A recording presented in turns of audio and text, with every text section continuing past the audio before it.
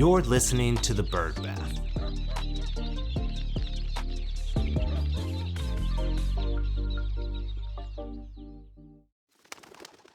Welcome back to The Bird Bath. Each week we scrape the surface of the news you need to know, so let's get into it.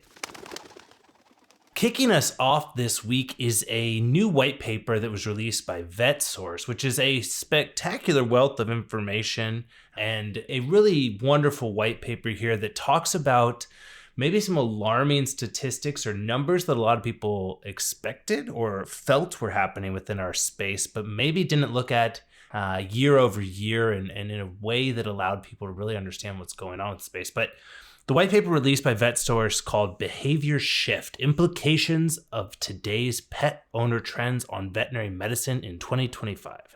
What they highlighted, and if you know me, I'm a bullet point person here, but primarily what they showed here was a declining number of veterinary visits. It's something that we've been talking about and seeing heavily, but the active patient base is shrinking and revenue growth has slowed down from 7%, which is what it was 5 years ago in 2019, to just 4% revenue growth in 2024.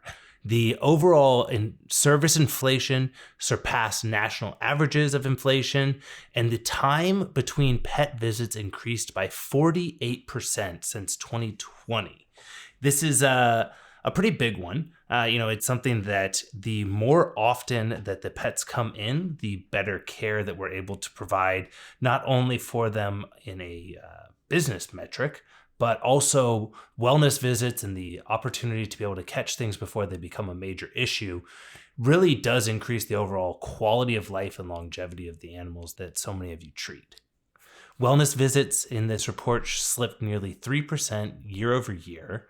And a big one was that 58% of dog owners reported purchasing their parasiticides elsewhere or outside of their traditional veterinary clinic. So that's one of those revenue streams that a lot of practices bank on, but it is something that seems to be more than half of people are doing outside of the space.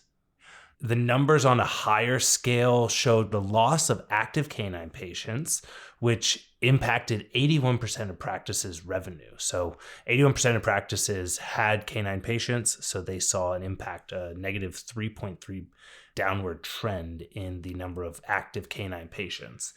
New puppy and kitten visits were down, and it came out to an annual revenue loss per veterinarian of up to $118,000 due to the fewer visits. So to get the full report, be sure to sign up through Vetsource to get your hands on that.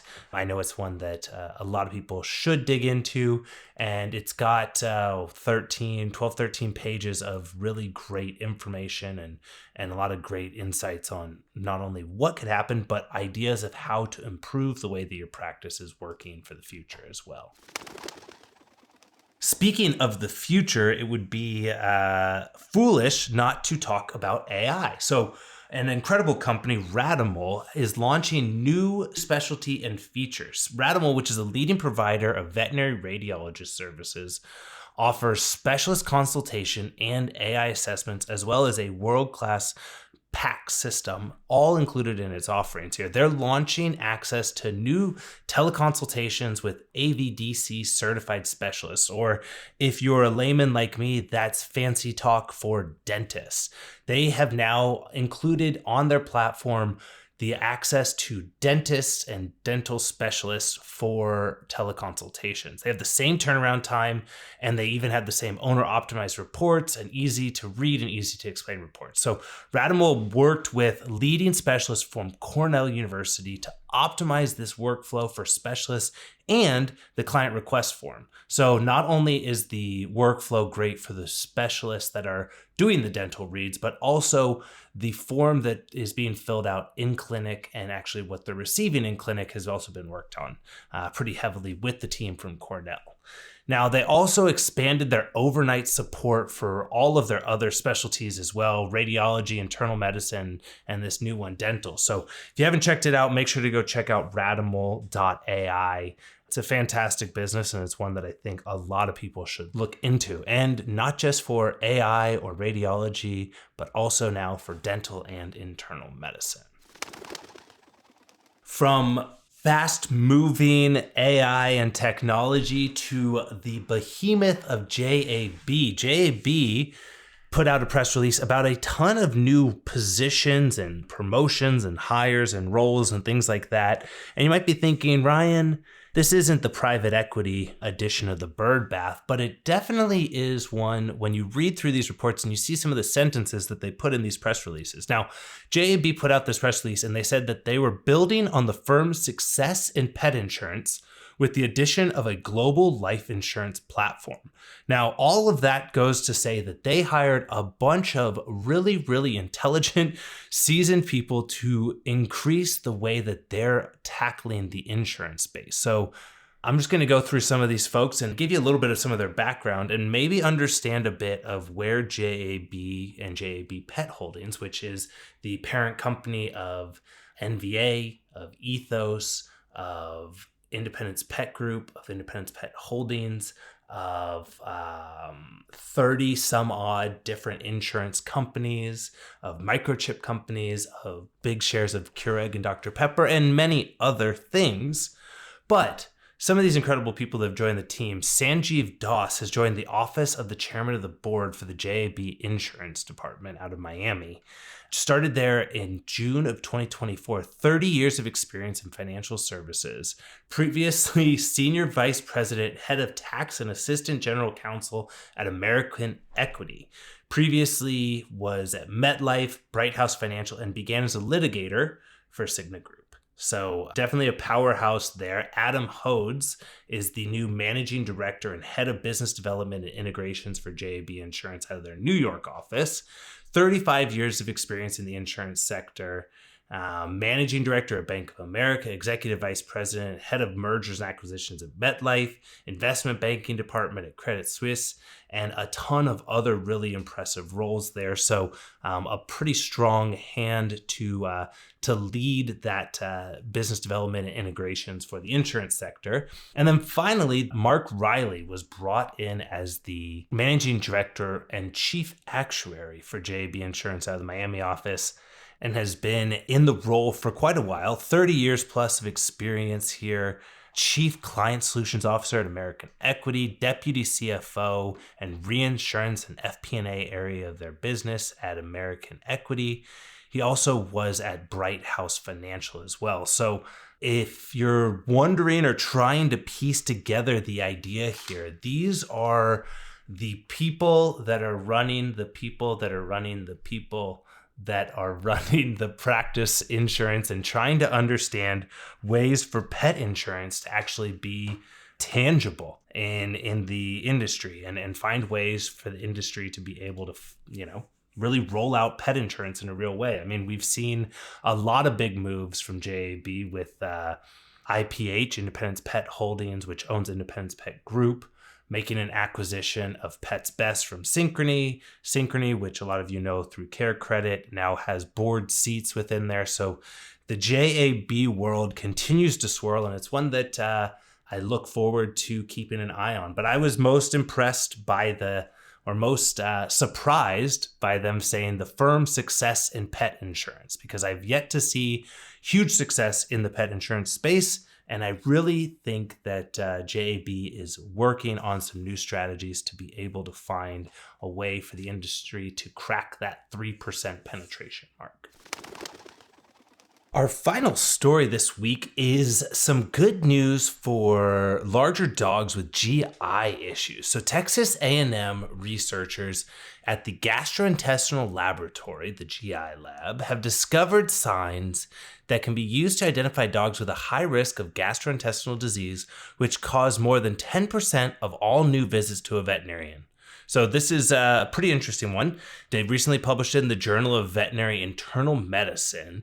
The research is focused on whether there are specific dietary interventions that can help prevent at-risk dogs from developing GI disease, which in many ways can be a life-saving for breeds that are prone to high mortality rate from these types of issues. So the primary breed that they focused on was soft-coated Wheaten Terriers.